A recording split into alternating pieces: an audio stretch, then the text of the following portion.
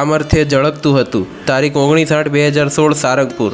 આજે અલ્પાહાર દરમિયાન પ્રમુખ સ્વામી મહારાજની ધામગમન લીલાની વાતો ચાલી રહી હતી। તેમાં એક સંતે તારીખ 15/8/2016નો પ્રસંગ યાદ કરતા કહ્યું, સ્વામી બાપાના દર્શન માટે સતત 24 કલાકો ભક્તો ભાવિકોના પ્રવાહ ચાલુ જ હતો। તે સૌને સારી રીતે દર્શન થાય, સંતોષ થાય તેવી તમામ વ્યવસ્થાઓ રસોડું, દર્શન વ્યવસ્થા, પાર્કિંગ વગેરે વિભાગોમાં કરી હતી। પરંતુ આ દિવસે વરસાદ ચાલુ થયો, તેથી સૌ મૂંઝાયા। વરસાદ પડે તો બધું વ્યવસ્થા તંત્ર ખોરવાઈ જાય અને પાર્કિંગમાં તો મોટા પ્રશ્નો સર્જાય। એટલે અમે આપની પાસે પહોંચ્યા।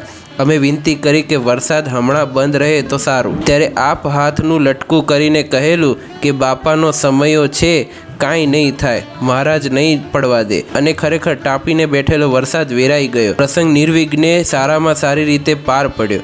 સંતોને થયેલા સ્વામીશ્રીના આ અનુભવમાં એ અક્ષરબ્રહ્મનું સામર્થ્ય ઝળકતું હતું।